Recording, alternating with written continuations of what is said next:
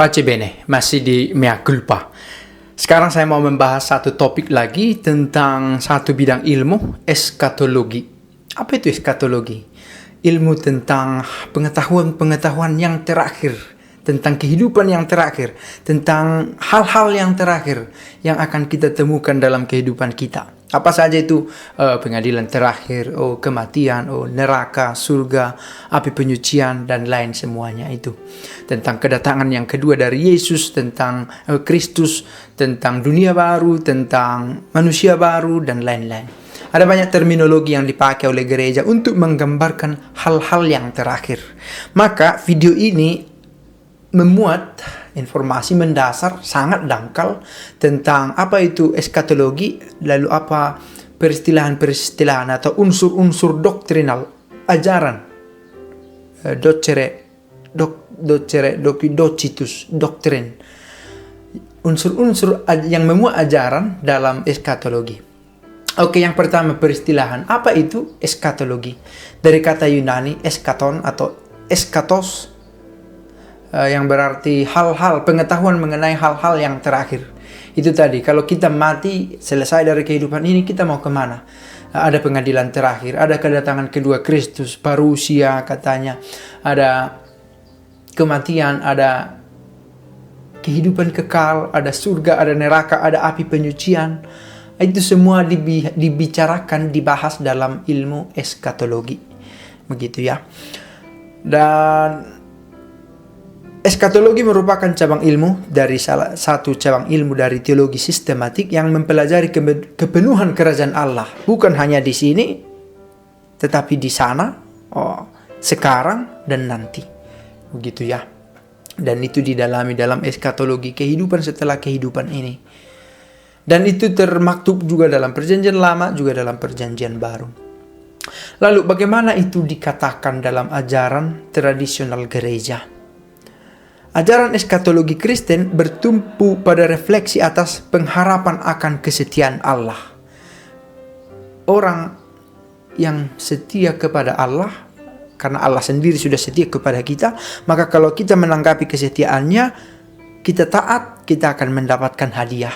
Kalau kita menyangkal dia, maka kita akan mendapatkan hukuman atau ganjaran. Begitu konsep dalam perjanjian lama yang sudah digambarkan sejak awal. Siapa yang taat akan hidup bersama dengan Allah. Siapa yang tidak taat akan mendapatkan ganjaran. Begitu konsep awalnya. Dasar pengharapan Kristiani ialah kepercayaan akan Allah yang membangkitkan Yesus Kristus dari antara orang mati. Ternyata ada kehidupan setelah kehidupan ini. Apakah kita, kamu, saya, karena menjadi Kristen akan mengalami kehidupan yang serupa juga setelah kehidupan ini? Sebuah pertanyaan. Dan ini adalah the ultimate question. Pertanyaan yang selalu akan hidup tertinggi karena jawaban pasti dan empirik. Apa itu empirik? Selalu saya pakai. Yang bisa dilihat mata, bisa dicium, bisa diraba. Tidak ada tentang eskaton, tentang sesuatu yang terakhir ini. Maka kita selalu punya keyakinan dan selalu mencari bahwa dengan mengikut Kristus, kita ikut juga dalam kehidupan setelah kehidupan ini. Kitab suci memuat ajaran tentang kedatangan Kristus yang kedua kalinya dengan sebutan hari Tuhan, parusia, langit baru, bumi baru, atau disebut juga dengan dunia baru. Maka kalau kita dengarkan peristilahan ini, langit baru, bumi baru, dunia baru, hari baru, kedatangan yang kedua, hari Tuhan, parusia, itu menunjukkan gambaran eskatologis tentang sesuatu yang ada setelah kehidupan ini. Oke, dalam perjanjian lama, terutama dalam kitab Mazmur, ada banyak peristilahan yang melukiskan bahwa orang beriman berpengharapan kepada Tuhan. Tuhanlah pengharapanku, Tuhanlah pengharapan Israel. Itu tertulis dalam misalnya kitab Yeremia 14 ayat 8 dan juga ayat 22, Yeremia 17 ayat 13. Engkaulah harapanku ya Tuhan. Juga dalam Mazmur banyak disampaikan pernyataan-pernyataan semacam itu. Kalau ada pengharapan sesuatu tentang setelah kehidupan ini, itu menyangkut eskatologi. Mudah-mudahan jelas.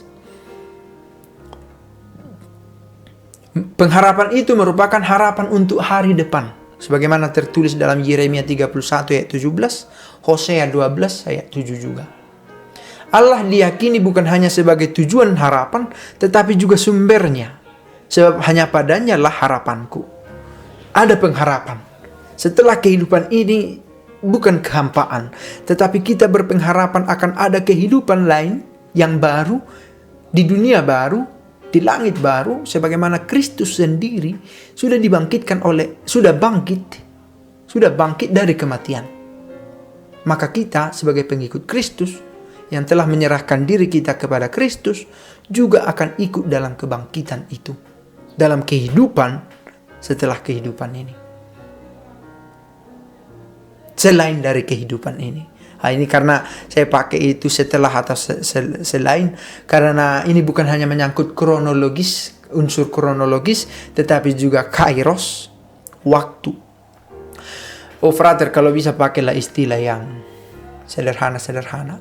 Itulah istilah yang umum dipakai dalam teologi sistematik. Saya sekarang tidak membuat khotbah untuk menyejukkan hati, bukan, ini level pengetahuan. Sebagaimana halnya kita mempelajari hukum, kita harus mempelajari terminologi de facto, de jure, atau istilah-istilah yang khas dalam hukum. Maka ketika kita sampai pada teologi sistematik, memang beberapa istilah harus sampai kepada istilah yang saya pakai. Bahwa pada sewaktu-waktu khotbah harus disampaikan dalam bahasa yang sederhana tentu, tapi harus dicatat yang saya buat sekarang bukan khotbah. Mudah-mudahan jelas, karena kita sedang mendalami ini secara ilmiah, sebagaimana saya coba temukan di sini. Oke, dalam Perjanjian Baru, kesaksian tertua yang berbicara tentang parousia, kedatangan atau hari Tuhan, kedatangan Kristus yang kedua, ada dalam 1 Tesalonika 4 ayat 15. Tentang nasihat Paulus agar jemaat jangan berduka cita atas orang yang meninggal. Oke, maksudnya di sini bukan berarti kamu supaya tidak bersedih lagi. Bersedih itu sesuatu yang manusiawi dan naluriah. Tetapi maksudnya adalah tetaplah berpengharapan akan kehidupan yang abadi. Hidup hanya diubah, bukan dimusnahkan oleh kematian itu. Malah dikatakan kematian merupakan, nanti penjelasan tentang unsur-unsur doktrinal, kematian itu adalah salah satu proses yang harus kita alami dalam menuju kehidupan abadi.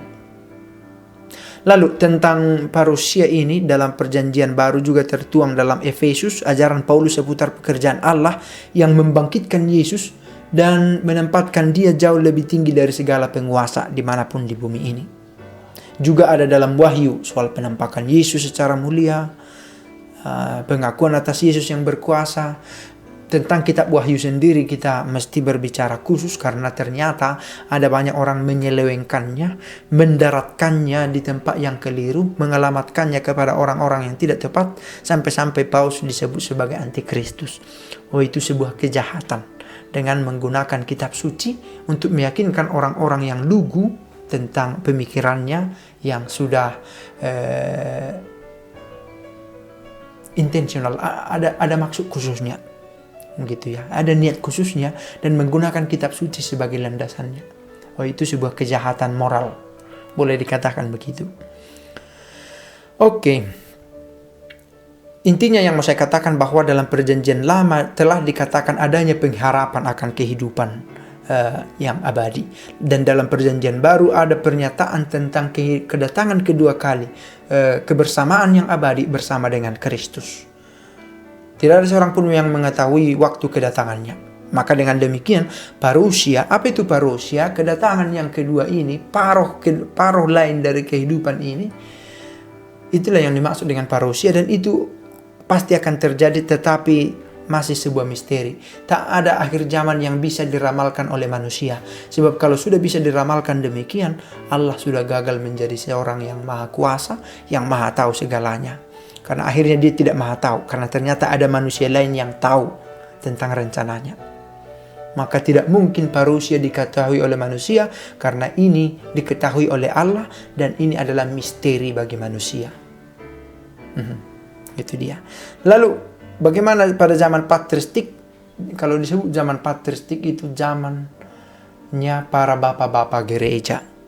abad pertama juga sudah mulai abad kedua, terutama ketiga, keempat, kedatangan Irenaeus, Tertullianus, Origenes. Ini adalah nama-nama bapak gereja. Ada juga Athanasius, ada juga Basilius Agung, Gregorius Nyssa, Gregorius Nazianze, ada juga Agustinus, dan bapak-bapak gereja yang lain yang sangat berperan dalam memberikan pengajaran dogmatis, doktrinal dalam gereja Katolik. Terutama gereja Katolik, karena ternyata gereja Protestan beberapa menolak pengajaran patristik karena konsep sola scriptura, atau juga konsep lain yang ternyata membawa mereka pada penolakan ajaran gereja Katolik. Oke, termasuk dalam era patristik ini ada Didache, satu tulisan.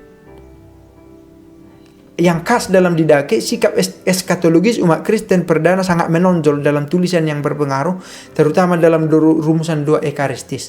Semoga kasih karunia datang dan dunia ini berlalu. Ada penggambaran tentang sesuatu yang indah setelah kehidupan di dunia ini. Maranatha, Tuhanku datanglah. Ada juga pernyataan itu. Saat kedatangan itu tidak diketahui, tetapi sudah diambang pintu, dikatakan begitu dalam Didache. Seorang bapak gereja lain, Justinus Martir, berkata, baginya jiwa-jiwa orang meninggal itu mula-mula masuk ke dalam Hades, semacam tempat penantian akhir, begitu ya. Kecuali jiwa para martir yang langsung masuk ke dalam surga. Dalam Hades, jiwa orang baik dipisahkan dari jiwa orang jahat. Oke, jangan menjadi tersesat dalam konsep ini. Apa yang dipikirkan oleh Justinus Martir tidak dengan sendirinya ajaran dogmatis gereja. Tidak semua ajaran para bapak gereja adalah dogmatis. Tetapi ajaran dogma yang resmi dari gereja ini bisa jadi berakar dari pemikiran para bapak gereja. Maka di sini ada konsep Hades dari Justinus Martir. Tidak dengan sendirinya gereja Katolik mengakui itu pada zaman sekarang. Kalau kita sampai pada unsur-unsur doktrinal ajaran magisterium sekarang, parousia bertujuan untuk menghakimi orang hidup dan mati, dan itu sudah diakui dalam syahadat para rasul. Ternyata ada penghakiman untuk orang hidup dan mati, dan setelah kita sampai pada kematian, kita akan dihakimi. Yang mana masuk surga, mana masuk neraka, mana ke dalam api penyucian.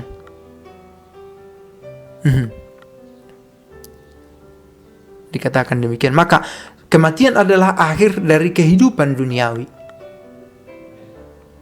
Kehidupan manusia berlangsung dalam kurun waktu tertentu, dan di dalam peredarannya manusia menjadi tua. Setelah tua ia menjadi mati. Lalu setelah mati bagaimana? Mati berarti berakhir kehidupan yang alami. Dengan kematian ini kita didesak untuk memiliki keyakinan akan keabadian. Bahwa juga kita diingatkan hidup kita terbatas di dunia ini. Dan akan ada saat ketika kita harus selesai dari muka bumi ini. Nah, dengan itu kematian yang seolah ke akhir bagi kita merupakan awal sebenarnya bagi kehidupan yang abadi. Dan kita harus menentukan sikap di hadapannya, di hadapan Allah, selama kita masih mempunyai kesempatan di dunia ini. Nah, itu dia. Kematian juga dipikirkan sebagai akibat dari dosa. Karena itulah dogma Maria dikandung tanpa noda dan diangkat ke kemuliaan surgawi menunjukkan juga kepada kita bahwa kematian disebabkan oleh adanya dosa. Kalau kita tidak berdosa, kita tidak mati. Maka pertanyaannya, apakah ada di antara kita yang tidak mati? Karena ternyata kita semua adalah berdosa. Nah, itu juga dikatakan di sana. Tetapi dengan kematian Kristus, kematian orang Kristen telah diubah menjadi berkat. Kematian yang adalah akhir bagi kehidupan yang terbatas ini menjadi gerbang menuju ke abadian yang sejati. Kehidupan yang abadi. Nah, itu sedikit tentang kematian. Lalu ada penghakiman. Kristen yang menyatukan kematiannya dengan kematian Yesus menganggap kematiannya sebagai pertemuan dengan Yesus dan sebagai langkah masuk ke dalam kehidupan abadi. Dalam Katekismus Gereja Katolik nomor 1020. Ajaran gereja menegaskan adanya penghakiman atau pengadilan khusus, dan pengadilan terakhir sesudah manusia mengalami kematian. Ada pengadilan. Nah itu tadi diberikan apakah masuk surga atau neraka atau api penyucian. Dan ada juga yang disebut dengan pengadilan khusus, dan ini bisa dijelaskan dalam kesempatan lain. Pengadilan khusus merupakan kenyataan di mana jiwa-jiwa sudah mendapatkan pembalasan secara definitif sebelum pengadilan terakhir di dunia, karena keputusannya sudah diberikan ganjaran atas apa yang dia perbuat. Kalau ada orang yang secara bebas, sadar, tahu dan mau menolak Allah, dia sudah mendapatkan ganjarannya. Kalau dia tidak mengubah itu sampai pada akhir hidupnya. Dan beberapa pengadilan khusus dibuat, yakni kepada orang yang kepadanya sudah diberikan ganjaran selama masih di dunia ini karena perbuatan baiknya, atau mungkin juga karena perbuatan buruknya yang dengan sadar dilakukan untuk menolak Allah.